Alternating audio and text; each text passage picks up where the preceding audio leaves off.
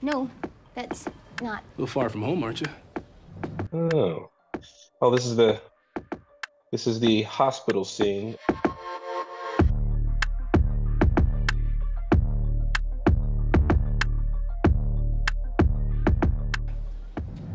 You need something, Trooper?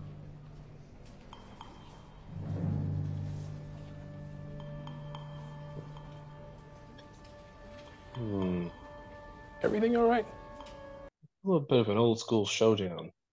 You know what I mean? I think I'm too young to have been in Clint Eastwood movies, but this is as good as it gets. She's fine. Just took a spill is all. Finishing up some paperwork and then... Heading home. Right? How we doing there, Kim?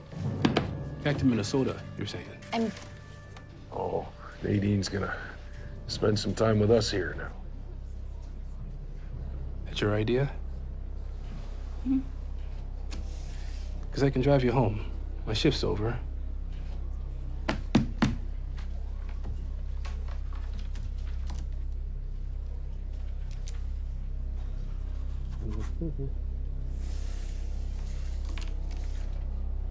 We should go.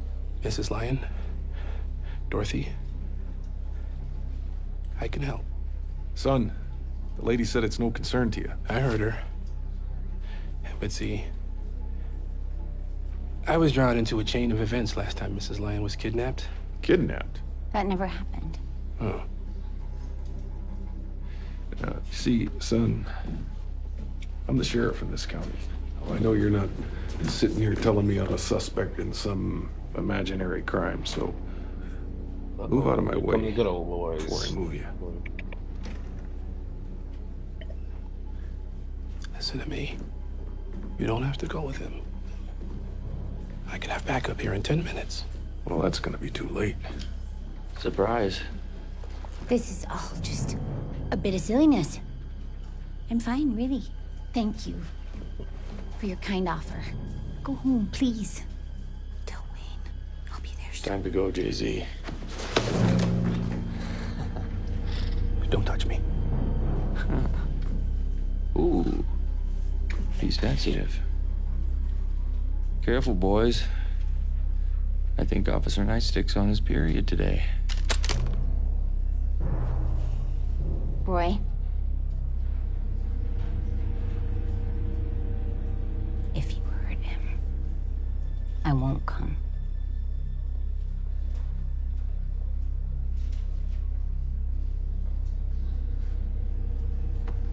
We're leaving.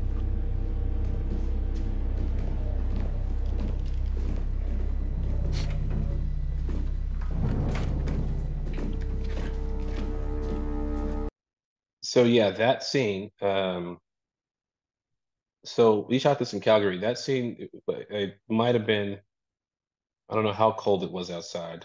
It's one of the coldest days. In fact, the beginning of the scene where I'm bringing the drunk guy in who's singing and he is, we were slipping a lot outside. So his drunkenness was actually part of it was real. If you've seen the scene when we first walk in, he's like legitimately slipping and falling on ice on the ground.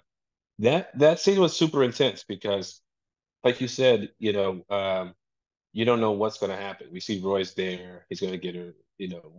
We assume the worst, obviously, and that's obviously what ends up transpiring to go down this dark hole.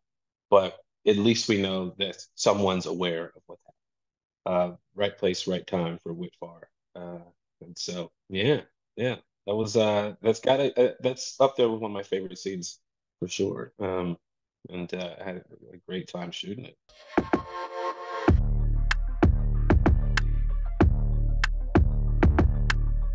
And so you read the first couple episodes, and it's exciting and it's intriguing, and then they rewrite and do things as you go along, and they'll give you the arc of the character. If you want to know your character's fate, they'll tell you. But we weren't too sure in the beginning. So Noah, as time was going on, would switch. It would go back and forth from time to time. What he said to me was, I needed to see what all of the actors were doing. I needed to see, some of the I needed to see what was happening essentially with the characters and how they were performing. And so my character was very he was kind of the heart of this season.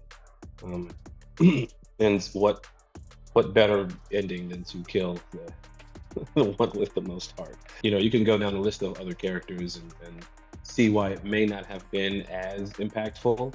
If you would have killed them, it would have been sad for other characters for sure. But some of these characters are running into danger, and you know, my character is trying to help someone out of it, and unfortunately, and there's the you know, he's the only black dude in this this town. It's like there's no way he's gonna die. He's gotta save the day. But no. Yeah.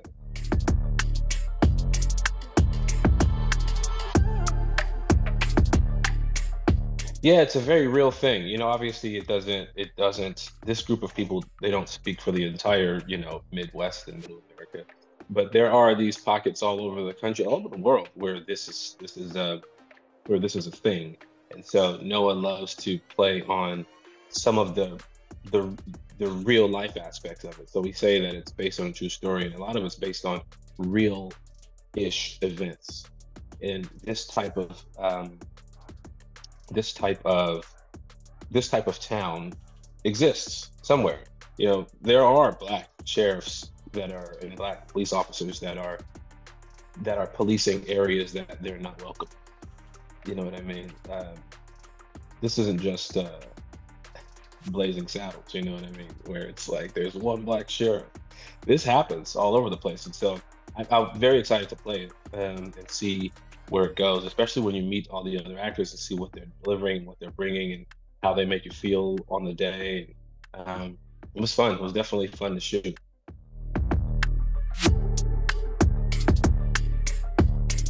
Yeah, you when you're breaking down your character, when you're doing all your, you know, your preliminary stuff, you always want to figure out what your relationship to each character is, and how they make you feel. And so it's different for everybody. With the Gator character, I know he's young and stupid. So usually what comes with young and stupid is, you know, they're irresponsible. Even with a white supremacist sheriff like Roy Tillman, at least he has this age about him where there is a certain code that he knows. He's not dumb enough to do something necessarily in broad daylight that will get him in trouble, but Gator would. And so Gator is a bit unhinged where you see I draw my gun, like I pull the gun out on him because I'm like, he could just go and do something stupid right now. Yeah. Roy wouldn't do that. Yeah, Roy's got a bigger agenda, and I'm on to it. So, so yeah, you do have to suss them out differently. Even though Roy is far more dangerous, you know, in the grand scheme of things. And Gator's just like is like a little lost puppy in a way that you know, he's kind of figuring it out. So he's gonna make a lot of mistakes on his road to evil.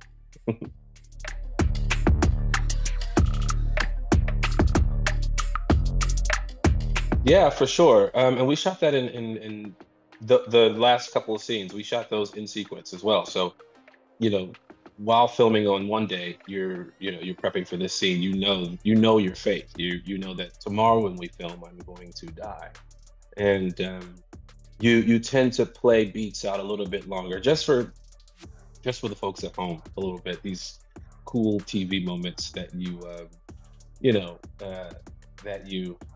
kind of, I don't know, you kind of peacock a little bit for, you know, like this is the end. I hope you get one good look.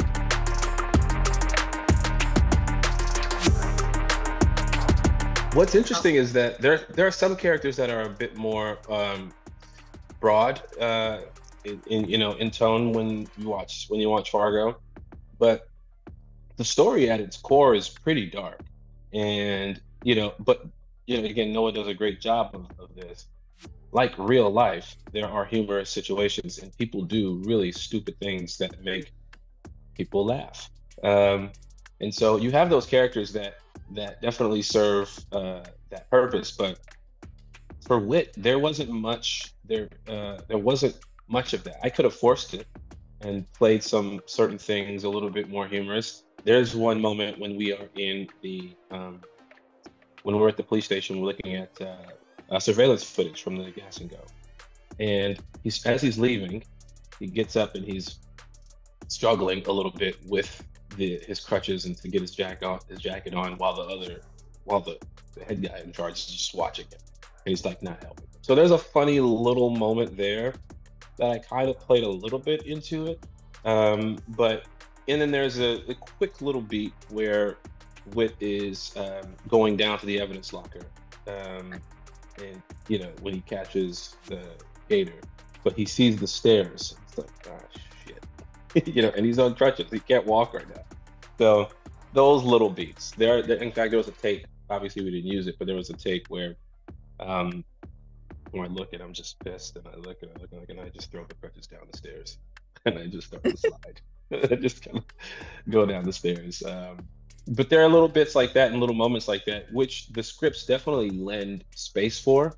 But Noah does such a great job of putting it on the page that you'll know it when you see it. Absolutely. I'm from the Midwest, and I'm kind of, you know, I'm used to wearing snow boots and coats and things like that, and being surrounded by snow. So doing it definitely put me into the character. If anybody knows me, they know how much I hate snow and how much I'm not a fan of it. People think I left Chicago to become an actor. No, I left because of the weather.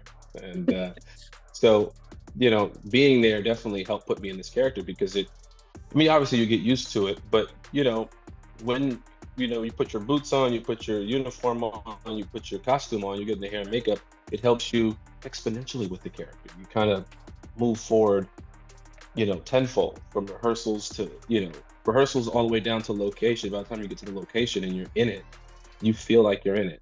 And so it helped a lot. Also, there are a lot of cowboys around. Call it Cowtown. There's a lot of that. So you see it even on your off days, and you still feel like you're in this community. You still feel like you're in this area. But once you get to set, it's not like you're shooting on some green screen and you have to pretend. No, I'm really in snow. It's really cold, freezing actually. We may have to shut production down. It's that kind of cold, and you got to go run through the snow. So it's not fake at all. But I remember shooting in California. We were shooting some New Girl stuff, but we were pretending to be winter, pretending for it to be winter, and it was just like cotton everywhere. And it was like fake ice. There, these ice machines. I'm like, man, like, where's the real snow out here? Bullshit. Damn it. And then you get to Calgary and you go, it's really cold, but you know, I love it. I do it 10 times.